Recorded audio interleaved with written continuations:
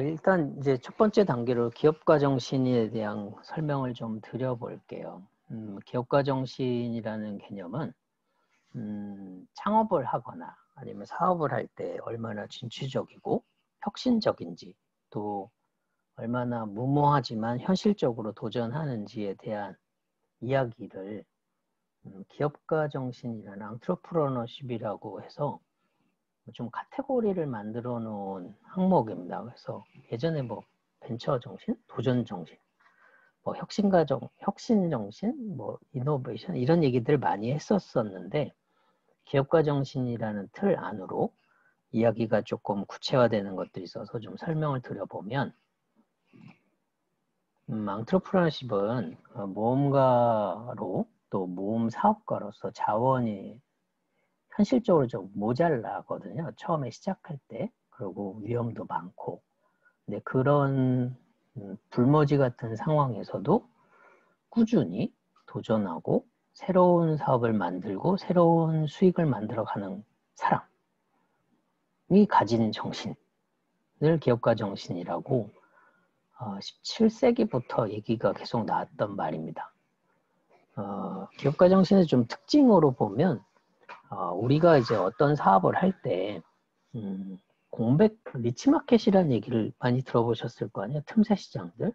그 틈새 시장 안에서 우리가 어떤 효용 가치를 제공할 수 있는지, 또 새로운 기술을 이용해서 사람들에게 좀 더 다른 이야기를 할 수 있는지, 또 살아가기 위해서 그냥 맨날 퍼줄 수는 없잖아요.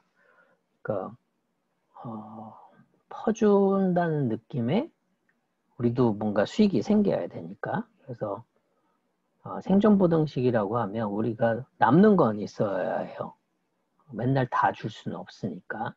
그래서 어떻게 보면 경영이론이라는 개념으로 우리가 살아갈 수 있는 구조까지는 해야 한다. 뭐 이런 개념의 이야기입니다. 그래서 기업가 정신하고 창업가 정신하고는 약간 다르긴 하지만, 기업은 이제 혁신적인, 또 철학이 명확한 정신이 들어있다면, 창업은 실전이에요.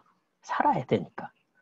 근데 그 사이에 혁신적인 리더십, 창업가 리더십, 요 얘기가 겹치면서 요즘은 기업가 정신에 용어가 좀 어렵다. 그래서 창업가 정신이라고 불려지는 경우도 요즘 많아졌습니다. 그래서 뒤에서 잠깐 보면 한 16세기, 17세기 그때 이게 프랑스어로부터 나온 것들인데, 위험을 감수하다. 뭐 이런 의미의 단어였답니다. 그리고 위험을 감수하는 사람들이 누가 있을까 했더니 군대 이제 리더들, 그 다음에 음악을 지휘하는 사람. 이 두 분의 특징은 많은 자원들이 있는데 이게 하모니를 이루지 않으면 시너지가 또는 폭발력이 안 생기잖아요. 그래서 이렇게 전체를 조율하는 사람, 보스보다는 리더와 보스의 차이가 좀 다르긴 하지만 보스나 리더와 같은 역할들이 아니겠냐라고 봅니다. 그래서 뭐 이순신 장군 같은 경우도 앙트레프러너십이 있는 거죠. 우리가 12척의 배뿐이 없지만 한번 해보겠다. 사실 이런 것들이 위험을 감수하는 거잖아요. 그리고 성과가 나왔고, 그 성과에 나오는 거에 뭐 잠수함이든 판옥선이든 기술을 적용했죠. 이런 것들이 저희가 바라보는 기업가 정신 있는 사람.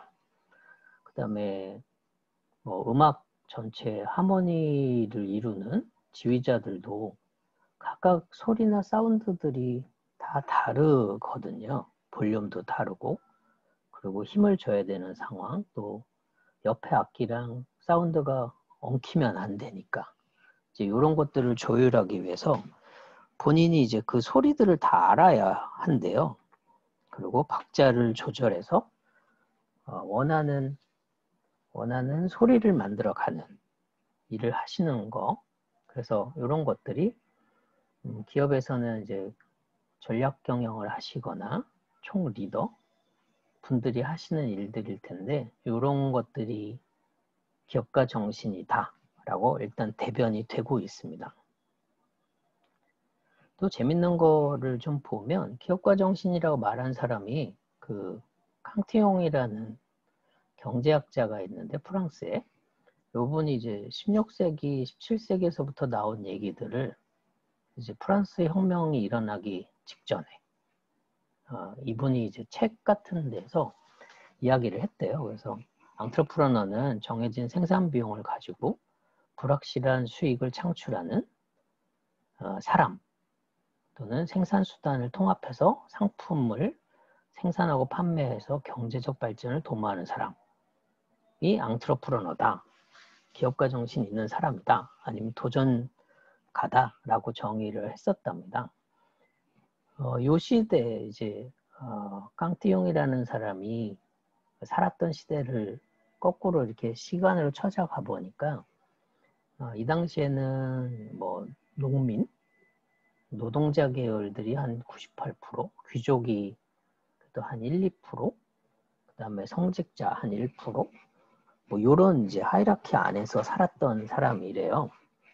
그러니까 밑에 이제 노동자들의 노동력을 얼마나 잘 활용하느냐, 또 그 활용하는 게 본인의 제2의 신분, 이제 조직을 잘 장악하고 운영하는 사람의 부를 높이는 개념인 거죠. 그래서 조금은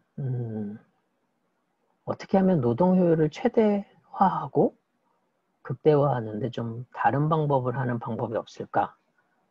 라는 얘기를 이제 깡띠용이라는 용어로 하셨던 것 같아요.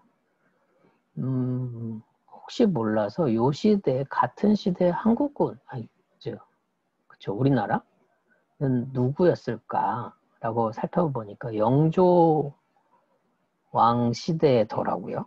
물론 세종대왕이랑 한 250년, 300년 정도 차이가 나긴 하지만 우리도 이제 새로운 뭐 균등법이든 아니면 뭐 노동제약, 노동을 보편화 또는 대중화해서 효율을 높이는 그런 시대였답니다. 근데 그때는 뭐 기업가 정신이 있다거나 그런 용어는 안 썼지만 시대적으로 보면 여기는 특정한 사람들을 발굴하고 키우는 거에 좀 집중을 했었구나. 우리랑은 조금 다른 시대였구나. 라는 것들을 먼저 인식해 보시면 이게 왜 캉티용이 뭐 앙트레프러너를 얘기했던 건지, 또 우리 조선시대로 보면 한 250년 전, 한 300년 전만 해도 장영실 같은 분들이 있었거든요. 좀 특이한 발명가들.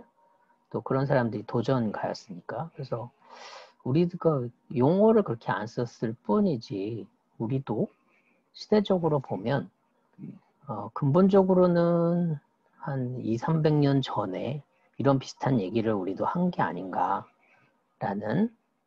그냥 개인적인 해석을 좀 해봅니다. 캉티용이 살았던 그 시대에 1720년대로 좀 보면 이때 이제 은행이라는 것들이 막 발생이 됐고, 이 캉티용은 이제 프랑스 은행들 또 자산이 어떻게 움직이는지를 좀 보면서 수익을 좀 많이 만들었던 사람이래요. 그러니까 금융에 밝았던 거죠.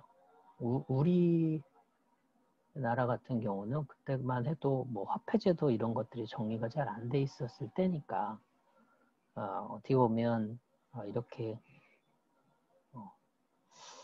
상업적인 시설을 하는 사람들은 그렇게 눈에 많이 보이진 않았었던 때입니다. 그러니까 상업적 활동이 조선시대보다는 프랑스가 훨씬 빨랐던 거라고 생각이 됩니다. 그래서 그런 백그라운드를 가지고 여기서 이제 새로운 돈을 또는 새로운 수익을 만드는 사람들, 그런 사람들이 몇 명이 나타나는데 뭐라고 부르기가 좀 뭐하니까 앙트레프러너십이 있는 앙트레프러너라고 이제 소개를 했던 거죠. 벤처가다. 뭐 이렇게 얘기를 했던 거라고 이해하시면 이 용어의 출처가 어떤 시대에 어떤 상황이었구나까지는 공감을 하실 수 있을 겁니다. 또 앙트레프러너가 갑자기 이제 대중화되는 상황들은 미국의 영향이 좀 컸던 것 같아요. 2007년 외환위기가 한번 왔을 때 우리나라에서는 IMF가 한 97년, 98년에 한번 왔다가 그게 2007년에 이제 리먼 브라더스 서브프라임 모기지가 사고가 나면서 전체적으로 전 세계가 한번 휘청했던 때가 있어요. 이럴 때 이제 어떻게 보면 프랑스 시대로 보면 금융이 이제 망가졌을 때니까 이때 새로운 수익을 만들어 가는 사람들, 또 우리나라로 보면 막 이제 벤처 붐이 끝나고 또 새로운 제2의 벤처 붐들이 일어나던 시대였죠. 이제 그런 것들에 미국에서 이제 갑자기 앙트러프러너, 새로운 사람들이 좀 필요하다. 이런 도전가들이 있어야 사회적 경제를 좀 더 풍성하게 만들 수 있지 않겠냐라는 용어들이 나오기 시작했고, 많은 경영학자들이 공학하고 경영학을 연결하면서 연관성이 있는 것들을 계속 증명해 나가는 시대였습니다. 보시면 좀 특이한 게 기업의 이익들, 이거는 파동을 타고 있는 건 이렇게 보이실 거고, 좀 재밌는 게 이게 가업소득이었었어요. 2007년부터 가업소득이 쭉 줄었다가 그러고는 특정한 시점 2010년 이후부터 이렇게 증가를 해요. 지금 우리나라도 마찬가지고 전 세계 약간 침체기 시점이 되고 있는데, 가계 소득들이 준다는 거는 노동 활동을 못 하거나 실업자가 좀 많아지거나 아니면 노동하는 시간이 줄거나 아니면 번외로 어떤 수익이 중단되는 경우가 꽤 많아요. 이제 서브프라임 같은 경우도 부동산 시세가 좋아져서 팔면 가계소득이 높아지던 시점이었는데 안 팔리고, 또 샀던 부동산들이 거품이 빠지면서 원래 샀던 비용보다 더 싸게 팔 수밖에 없는 상황들 오는, 이제 이런 부분들 때문에 가계소득이 준 거거든요. 네, 여기까지는 크게 어렵지 않잖아요. 근데 좀 특이한 건 가계소득이 줄어드는데 기업 소득은 늘어날 수 있어요. 이제 이런 부분들이 개인의 가계소득에서 기업소득으로 넘어가면서 산업경제는 커지는데 개인의 자산들은 주는, 이제 어떻게 보면 산업화, 기업화라는 개념들이 이때부터 좀 촉진이 됐을 수도 있겠다라고 이제 추론이 되는 거죠. 그래서 창업이라는 개념들도 개인이 해서 개인의 소득이 는다기보다는 기업의 가치가 높아가거나 기업의 자산이 증가하는 개념으로 연결이 많이 됐었기 때문에 가업소득이라는 키워드가 저한테는 좀 특이한 패턴이다. 또 저 뒷부분을 좀 조사해 볼 필요가 있지 않겠나, 이렇게 양면성을 동시에 보게 됩니다. 왜냐면 이게 이제 경영의 흐름이기도 하기 때문에, 또 이제 여러분들도 공학자이기 때문에 그래프만 보고 이거의 반대편은 어떻게 돌아가는지 추론하는 것들도 연구하실 때 많이 하시는 거잖아요. 그래서 그런 부분들 때문에 미국에서도 새로운 도전가들, 기업의 가치, 기업 소득을 높이는 것들에 일조했던 사람들, 이제 이런 사람들이 누구였나 찾아보는 작업을 했던 것 같아요. 그래서 많은 이제 학자분들이 혁신을 수행하거나 아니면 자원의 생산성을 높이거나 이런 사람들이었는데, 슈페터라는 분에서부터 기업가 정신이란 말이 이제 조금 혁신적이고 또 조선적인 사람이다라는 용어로 정의가 되었습니다. 그래서 슈페터는 창조적 파괴 과정이라는 거를 좀 특이하게 얘기하셨어요. 그래서 기존에 없던 방식으로 접근하는데 그게 새로운 가치를 일으켰다면, 또 일으킨 게 신제품이거나 새로운 생산 방식이거나 아니면 새로운 시장이거나 새로운 원료나 부품을 적용하거나 뭐 이런 개념으로 새로운 부의 가치를 만들어 가는 사람들, 네, 이런 사람들이 앙트로프러너, 기업가 정신을 가진 사람들이다 라고 선언을 하시면서 대부분 반응을 한 거죠. 그런 사람 엉뚱한 사람인데 그런 사람들이 맞나? 근데 그런 사람들이 사실 좀 특이한 거잖아요. 근데 이런 게 교육을 통해서 늘어날 수 있다. 사후 양성 가능하다. 그렇게 되면 그때부터는 얘기가 좀 달라집니다.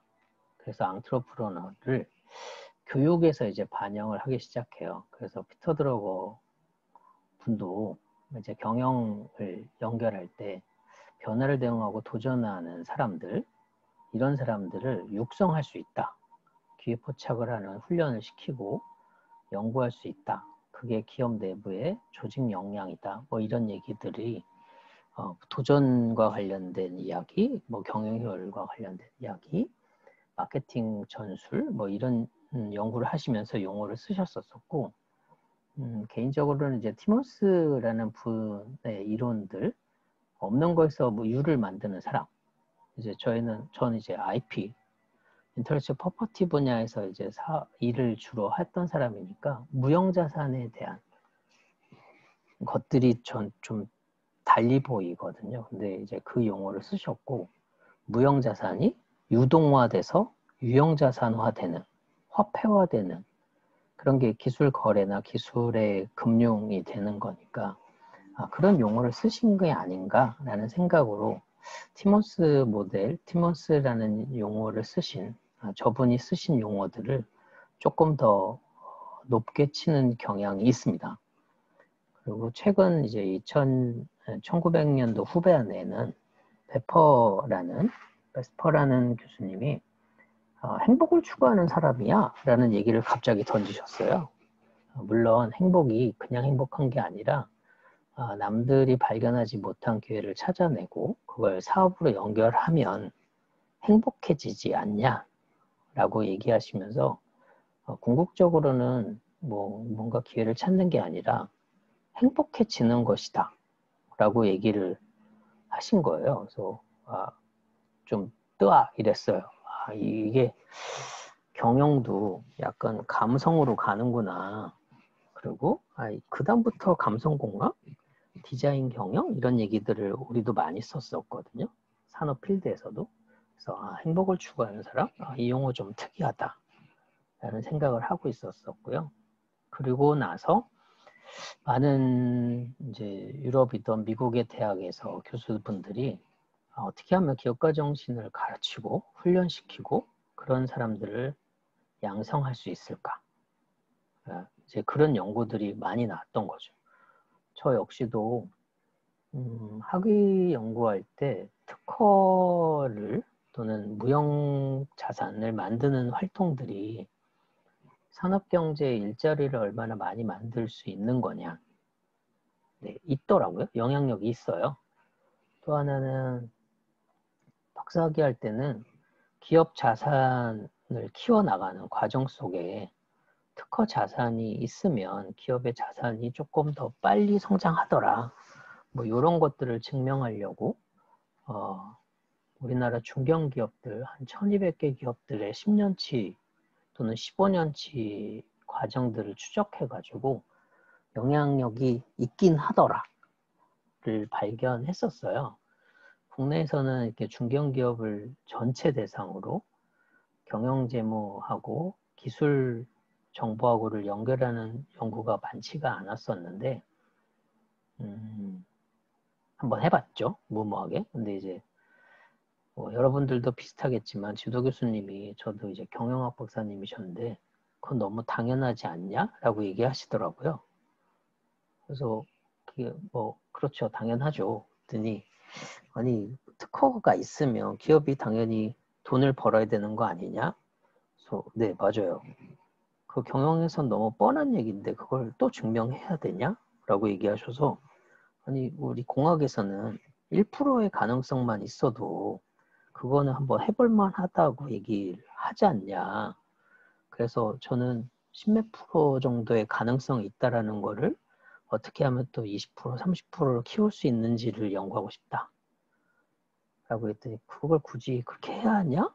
라고 하셔서 한동안 멘탈이 붕괴된 적이 있었어요. 이제 공학자하고 경영학자하고의 시각 접근이 달랐던 거죠.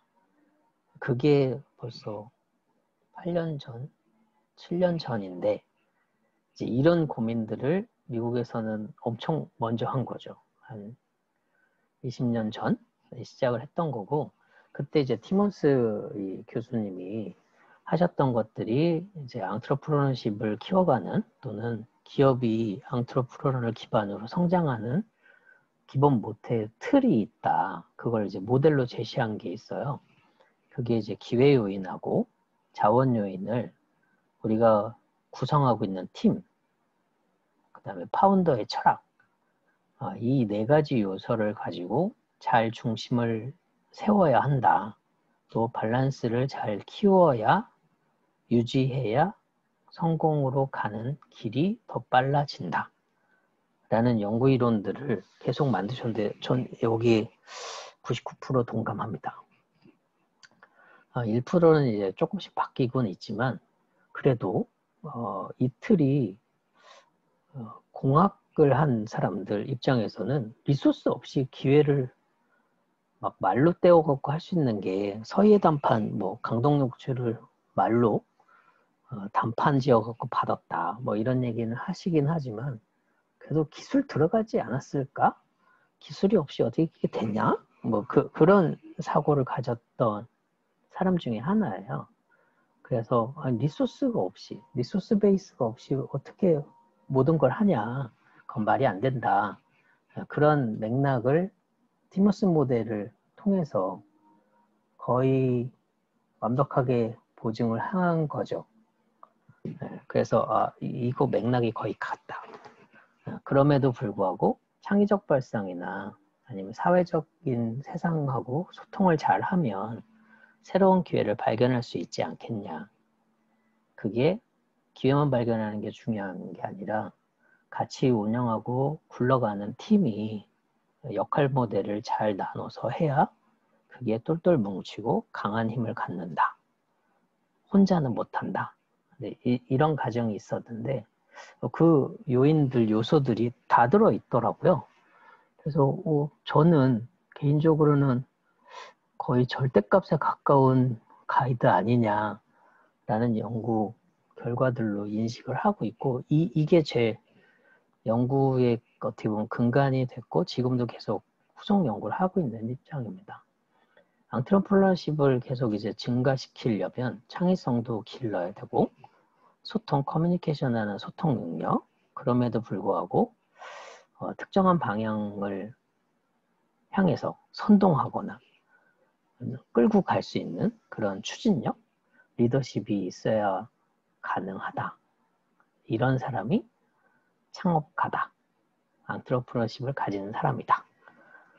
라고 얘기를 하고 있는 겁니다. 그래서 나랑은 좀 다른데 뭐 이런 생각은 하고 있지만 많은 학교나 학자분들이 이런 인재를 키우려고 부단히 애를 쓰고 계시는 중입니다. 그래서 저희 지스트에서도 이제 벤처 창업론 수업을 하는 와중에 가급적이면 창업을 하시는 분들, 또 하실 수 있는 분들, 창업에 대해서 관심 있는 분들을 대상으로 좀 깊고 넓게 학습을 했으면 좋겠다고 하셔서 이제 이런 과정을 계속 운영하게 되는 거고요.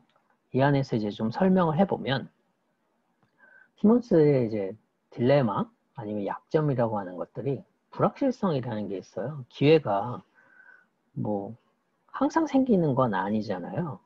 잘 만들어 놨다가 코로나19 때문에 와장창 무너지는 경우도 지금 많이 겪고 있고, 또 다 된 거라고 생각했는데 마지막에 뭐 계절이 바뀌고 태풍이 오거나 뭐 이렇게 하고 망가진 것들, 최근에 여행 주간 같은 거 만들어서 숙박대전을 한참 준비했다가 한 달 전 이제 한 8월 초에 코로나가 갑자기 증가하기 시작하면서 증세가 증가하면서 숙박대전 전체가 다 망가졌잖아요. 이런 것들이 이제 불확실성, 우리가 통제할 수 없는 상황들이기 때문에 답이 안 나오는 것들, 그리고 뭐 데이터가 명확하게 예측이 안 되니까 모호하죠. 그래서 외부 요인에 의해서 변화할 수 있는 것들, 이걸 어떻게 측정하고 제어할 수 있을까? 이 부분이 이제 인공지능, 그다음 빅데이터 이런 상황들로 연결이 돼 가고 있는 것 같아요. 그래서 여기 전공자분들도 많이 이런 연구할 텐데 미래에 대한 불확실성을 과거와 현재의 데이터를 가지고 추론하고 추정하는 연구를 하시는 분들 계실 겁니다. 네, 거기까지잖아요. 근데 비즈니스는 리더십을 가지고 우리가 어떤 가치가 있다, 어떤 수익이 생길 것이다, 그러니까 우리가 미리 간다 라고 이제 목표를 잡아놓고 끌고 가야 해요. 그러면 중간에 걸려있는 팀원은 이 두 가지를 밸런스를 가지고 자원 배분합니다. 이쪽도 고민해야 되고 이쪽도 고민해야 되고. 그러니까 이 중간에서 눈치 보는 이 팀원들이 정신을 제대로 못 차리면 리더가 얘기하니까 이쪽으로 붙자. 그러면 이 밸런스는 이쪽으로 확 기울 거예요. 그럼 리소스 베이스에서 뭔가 사업을 하는 회사인데 안 팔릴 수 있는 위험도가 엄청 커지는 거죠. 근데 창업팀이 리더가 좀 아재다. 그러니까 이쪽으로 힘을 주자. 그래서 밸런스를 이쪽으로 맞춰버리면 뜬구름 잡는 이야기들이 많은데 자기가 할 수 있는 건 없는 거죠. 이제 그런 문제가 되면 꿈과 현실이 다른 회사가 되는 거가 돼요. 그래서 벤처기업이 될 때 이 두 가지를 잘 균형을 잡는 것이 무엇보다 중요합니다.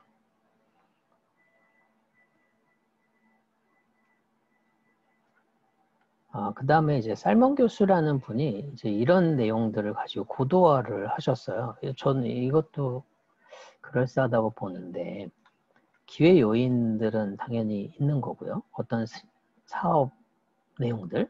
그런데 자원을 사람에다 집중을 해버린 거예요, 이분은. 물론 자원이 사람이 포함되죠. 뭐 장비들도 있을 거고 여러 개가 있을 텐데 이분은 장비는 빌려올 수 있지 않냐.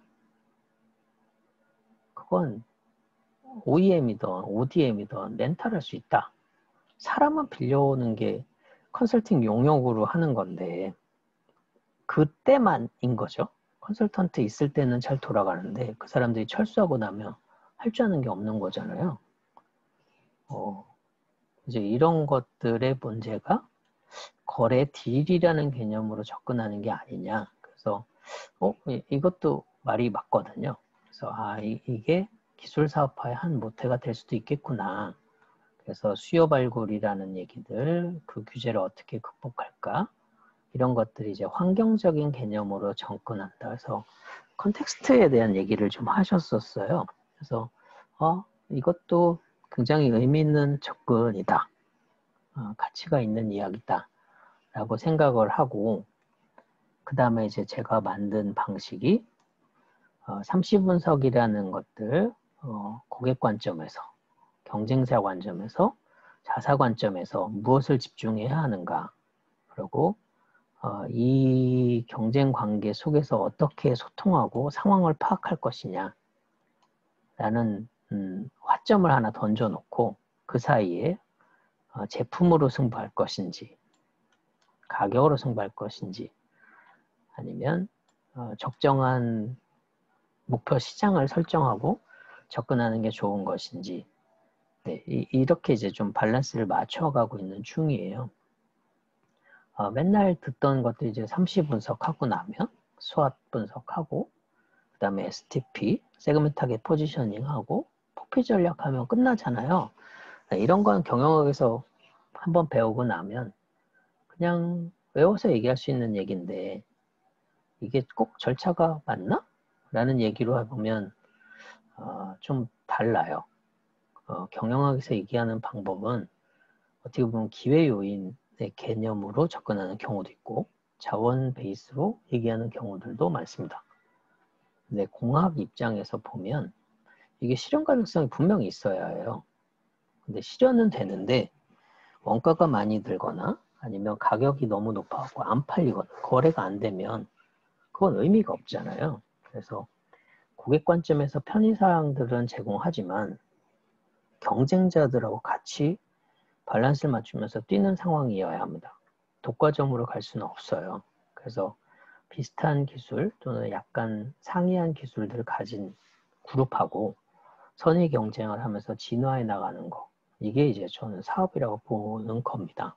그래서 뭐 책에 있는 내용은 아니지만 세모라고 해서 쉐어링 밸류라는 개념하고 이코노믹과 관련된 개념, 익스피리언과 관련된 개념, 그다음 매니지먼트와 관련된 개념, 오퍼튜니티와 관련된 개념들을 좀 섞어서 처음엔 이렇게 틀을 잡았었어요. 기회인식이라고 해서 우리가 가지고 있는 사업 기회, 그 다음에 우리가 가지고 있는 자원들, 그리고 경쟁하겠다라는 사업 기획, 경쟁 기획이죠. 그래서 이 3R 세 개를 가지고 우리가 새로운 공유 가치나 기대 가치를 만들어 갈 수 있다. 어떻게 보면 이 개념이 티몬스 모델의 변형 구조랑 같아요. 기획은 사람이 하는 거니까, 팀원이 하는 거니까. 여기까지는 지금 티몬스 모델이잖아요. 그리고 가운데 컨텍스트고, 살먼 교수 거고, 그거를 이제 수학 분석이라는 개념으로 좀 흐트러 놓습니다. 우리가 운영 자원들, 우리가 가지고 있는 거는 강점일 수도 있지만 무거운 걸 가지면 약점이 돼요.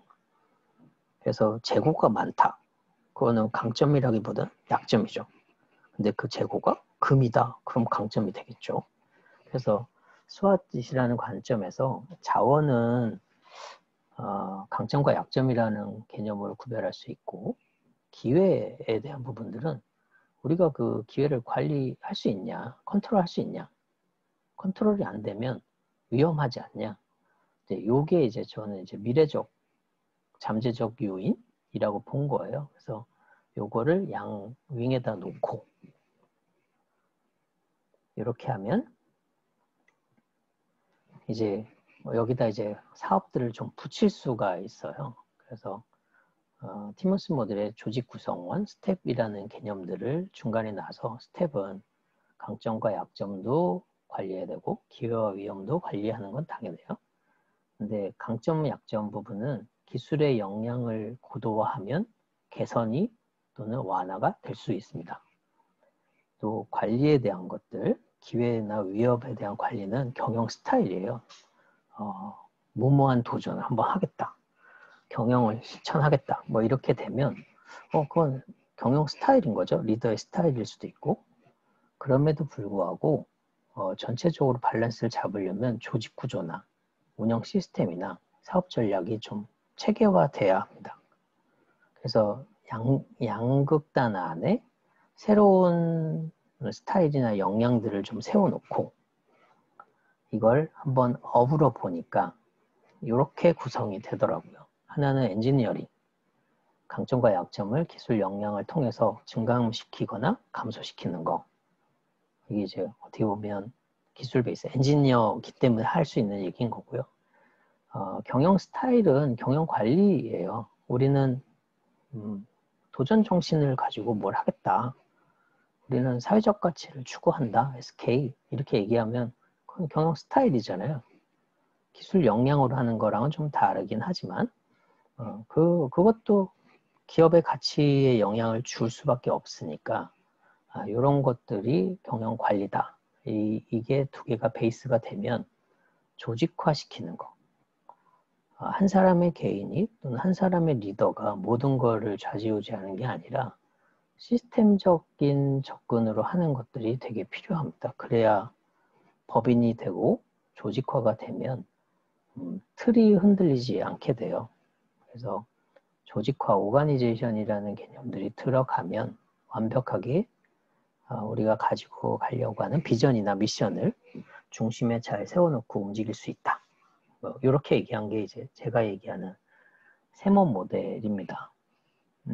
계속 이제 고도화하고 있고 외국의 맨날 모델만 차용해갖고 얘기하다 보니까 꼭 우리가 이렇게 살아야 하나? 뭐 그런 생각이 들어가지고 저 역시도 새로운 모델을 만들고 계속 고도화하는 작업들을 하고 있습니다. 그래서 이번 학기 동안에 제가 알고 있는 또 제가 만들고 있는 이론도 설명하면서 근간이 되는 백그라운드 지식들도 공유를 좀 해드릴 생각입니다.